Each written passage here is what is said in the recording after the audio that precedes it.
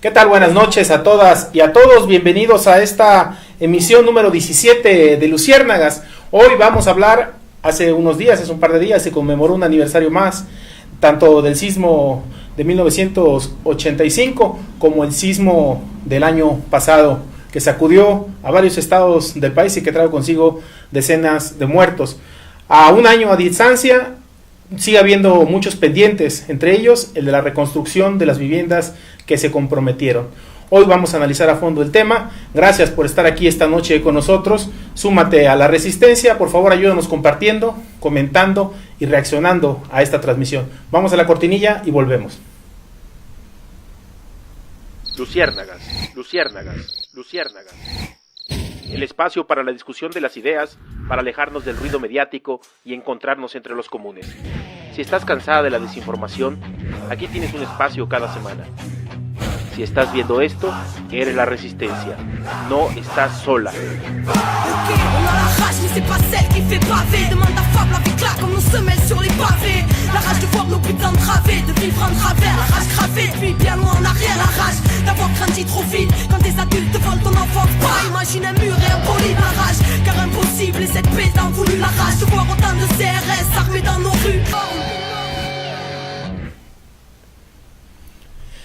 Ya estamos de vuelta en esta transmisión de Luciérnagas. Como ya viste en la transmisión previa, hoy vamos a hablar sobre el tema de los pendientes que quedan con los damnificados del sismo del año pasado.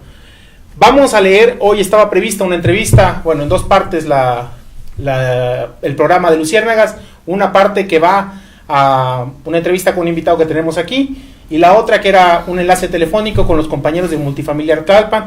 Por cuestiones que nos rebasaron, no se pudo realizar este enlace, pero nos enviaron su comunicado de prensa que hicieron público hace unos días, y vamos a dar lectura a parte de él, para que con eso podamos tener la opinión de los compañeros, insistimos, del movimiento de los damnificados de Tlalpan.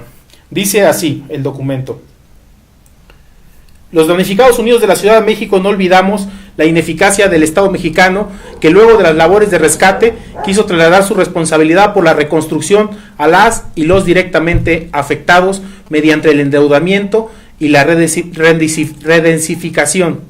Representando en el gobierno de la Ciudad de México, el Estado mostró su incapacidad para enfrentar una crisis como la que desató el terremoto, al no proveer medidas adecuadas para la atención de la emergencia y basar sus políticas de reconstrucción en créditos para quienes perdimos nuestro patrimonio. Convertimos nuestra desgracia en beneficios para la industria inmobiliaria. El dolor que dejó el sismo de hace un año sigue latente dentro de nosotros y nosotras, y se recrudece todavía más al notar el retraso en el proceso de reconstrucción de nuestros predios. A pesar de ello, con base en la movilización y la solidaridad de la ciudadanía, logramos construir una ruta digna para regresar a nuestros hogares con seguridad, sin que sea necesario asumirnos como deudores en vez de damnificados. Pero es necesario todavía defender ese camino hasta lograr que no exista en las calles de la ciudad una sola carpa de damnificados y damnificadas. Nuestro gran esfuerzo organizativo como damnificados no hubiera sido posible sin esa lucha que hace 50 años, en 1968, emprendieron jóvenes, estudiantes, mujeres y hombres por la democracia, la libertad de expresión, contra las agresiones del Estado, contra todo intento de organización ciudadana, batalla que les costó la vida a ellas y a ellos. El clamor de la Plaza de las Tres Culturas sigue vivo, y el agravio de la muerte de nuestros jóvenes en esa década nunca quedará en el olvido. A medio siglo de esos hechos, la justicia no ha llegado y es preciso exigirla. Las y los damnificados unidos de la Ciudad de México sentimos nuestro dolor en las madres y padres de familia de los normalistas desaparecidos en Iguala. Nosotros y nosotras sabemos lo que se siente llorar por un ser querido y nos sumamos a la exigencia de su aparición con vida, tal y como se los llevaron. Así el castigo a los responsables materiales e intelectuales de los hechos. Fue el Estado. Consideramos un agravio en este país se permita que de la noche a la mañana desaparezcan 43 jóvenes sin dejar ningún tipo de rastro, y que se pasen 4 años enteros sin certeza de qué pasó con ellos. Quienes dirigen las instituciones del Estado mexicano apuestan al olvido, pero nosotros no padecemos de falta de memoria, y el 19 de septiembre lo demostraremos. Caminamos y caminaremos juntas por las calles de la Ciudad de México, que será reconstruida gracias a nuestra lucha. Y ellos citan a la actividad que se realizó hace unos días y a otro par de actividades. El 2 de octubre, el 26 de septiembre se movilizarán nuevamente. Esta pues es la voz de los damnificados del multifamiliar Tlalpan. Pero ellos no son los únicos, hay varios como ellos a lo largo de la Ciudad de México y en otras ciudades, en Oaxaca, en Chiapas, que no han sido reconstruidos. Y hoy en Luciérnagas vamos a analizar este tema. Para esto hemos invitado al compañero Luis Juárez. Luis, buenas noches. Buenas noches, Moc.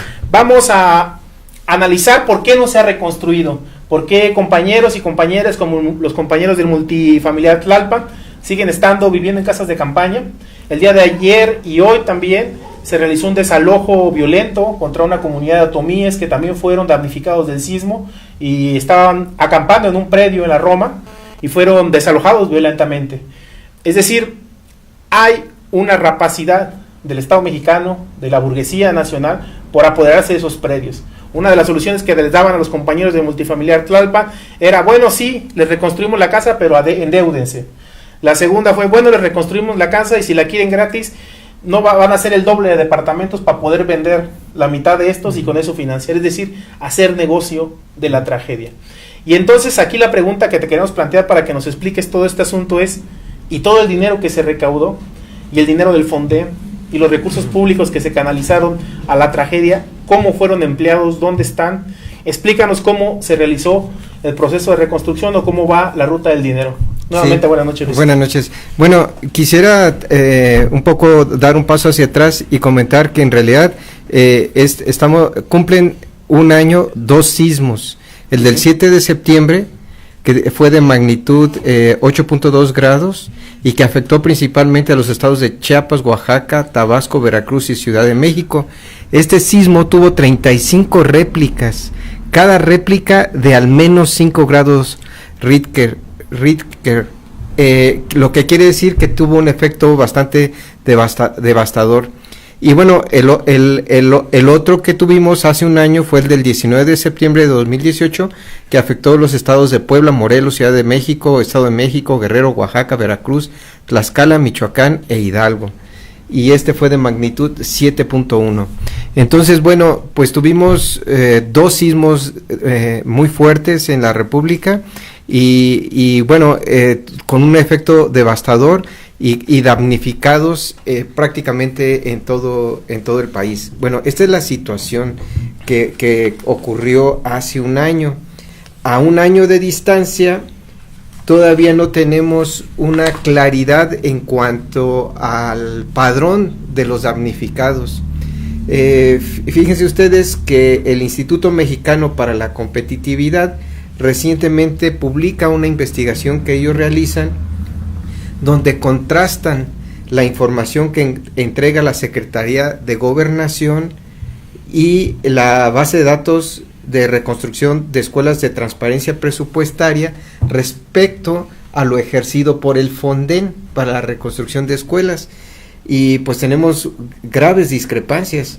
En el caso de la CEGOP reporta que con recursos del Fonden se atendieron 3,648 escuelas con 8,934 millones de pesos asignados, de los cuales se han ejercido únicamente 1,532 millones de pesos en 2,338 escuelas.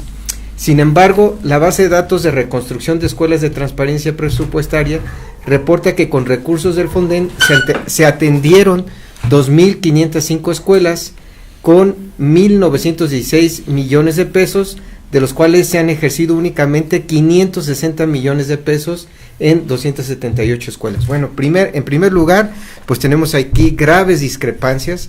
No sabemos cuánto dinero se ha ejercido por parte del Fonden, realmente dónde se está aplicando. Hay un verdadero problema de opacidad y de pues identificar dónde está el dinero del Fonden.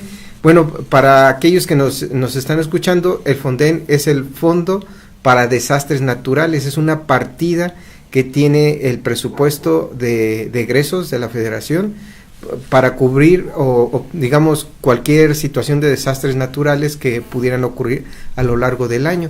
Entonces, bueno, pues es dinero público que está previsto para este tipo de emergencias. Sin embargo, hoy no tenemos claridad de cómo se está aplicando.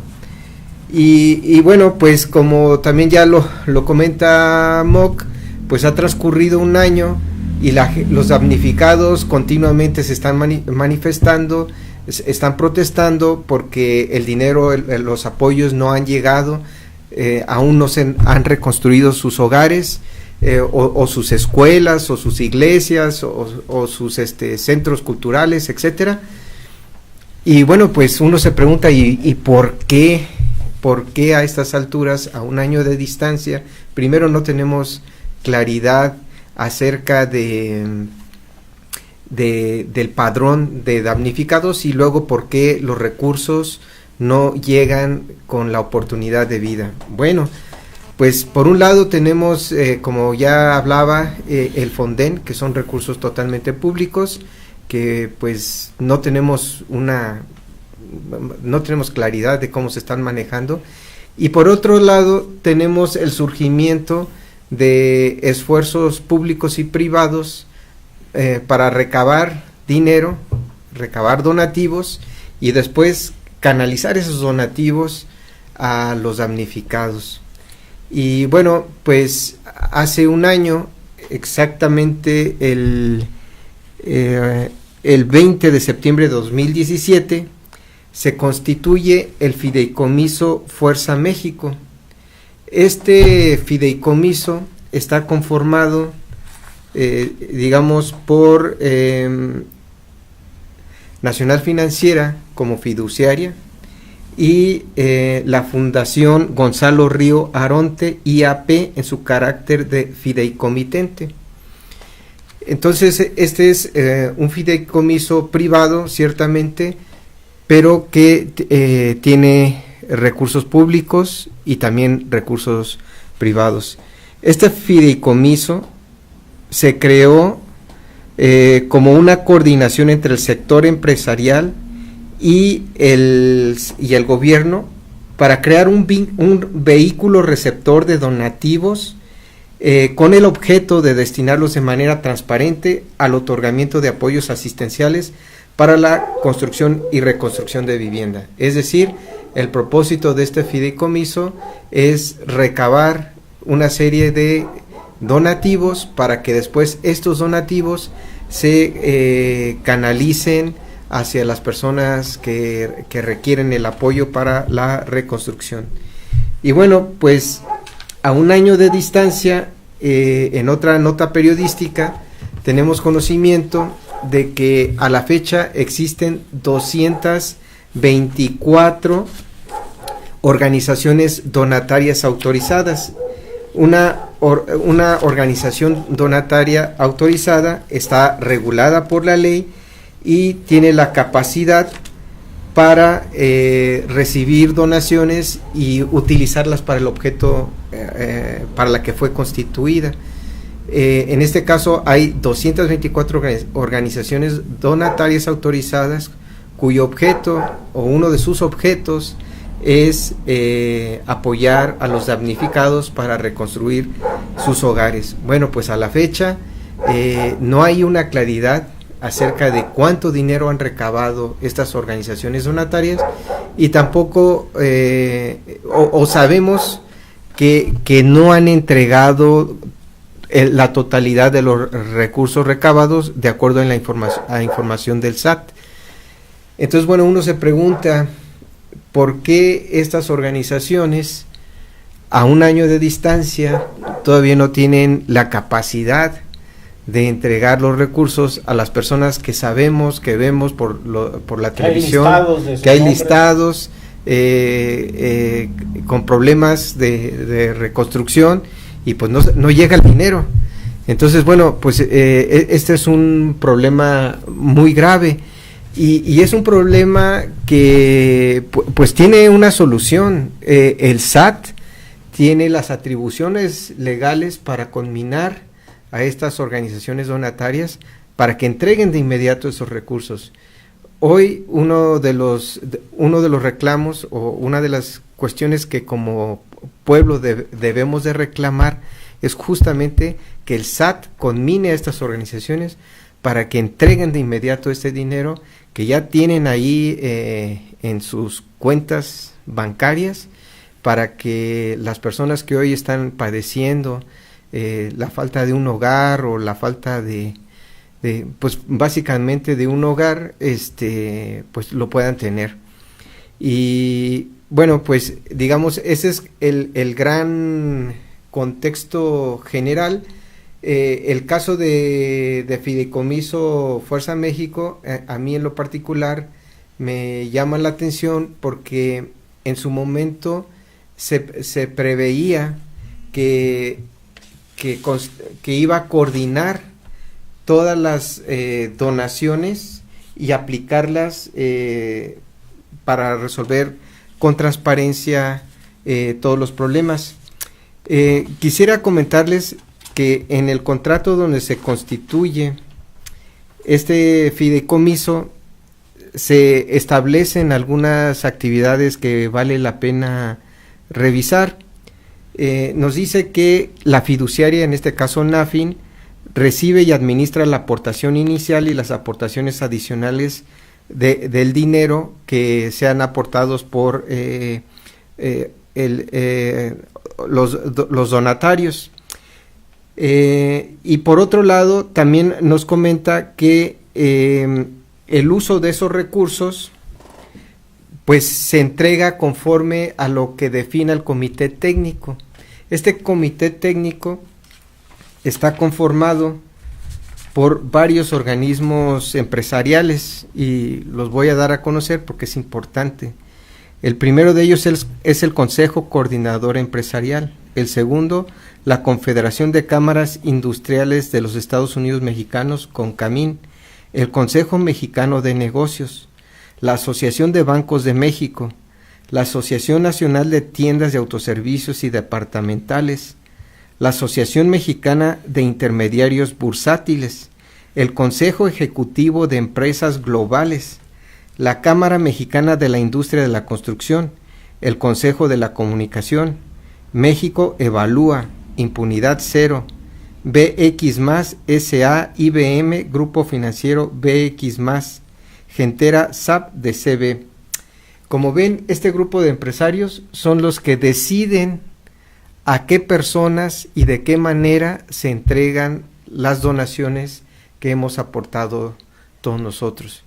Entonces, bueno, pues en manos de ellos está la decisión de entregar o no entregar los recursos, y pues a ellos son a los que les tenemos que preguntar por qué no han entregado los recursos a los damnificados.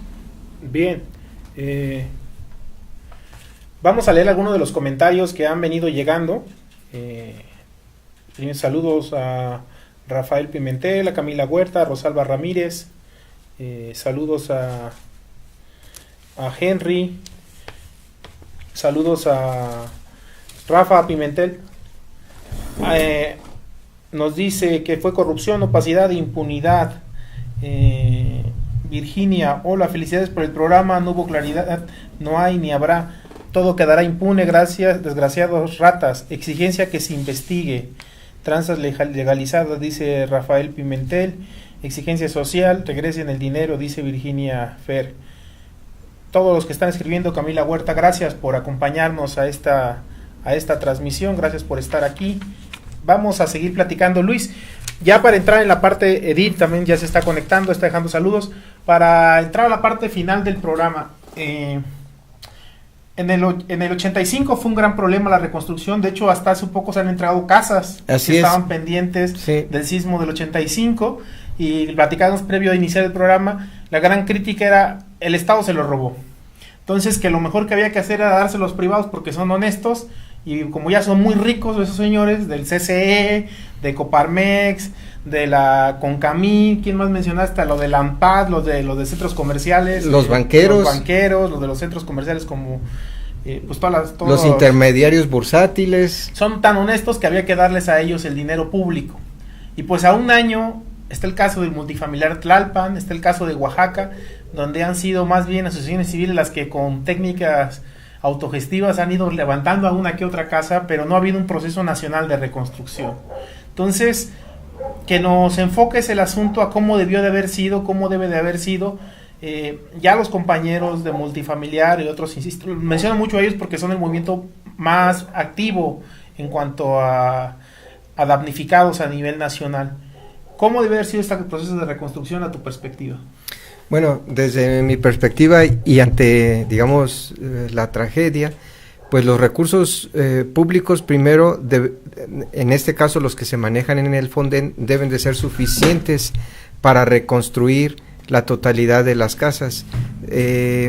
Digamos, a ninguna persona se le puede pedir que reconstruya con sus propios medios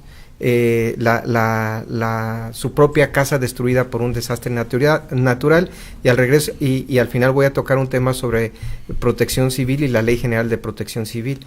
Entonces, debe de haber primero recursos suficientes en el Fonden. Número 2, los damnificados deben de participar directamente en la administración y en la toma de decisión de cómo se va a utilizar esos recursos. No es posible que le demos a un tercero el dinero para que este tercero administre bajo criterios que solo ellos saben y a una decisión, yo diría que arbitraria y unilateral, y no poner en manos de los propios damnificados la administración de los recursos. Ahora, decía yo, la Ley General de Protección Civil. Bueno, pues la Ley General de Protección Civil establece primero la obligación de la existencia de atlas de riesgo en todas las localidades. El no contar con un atlas de riesgo en un municipio, en una comunidad, ya resulta en un delito penal.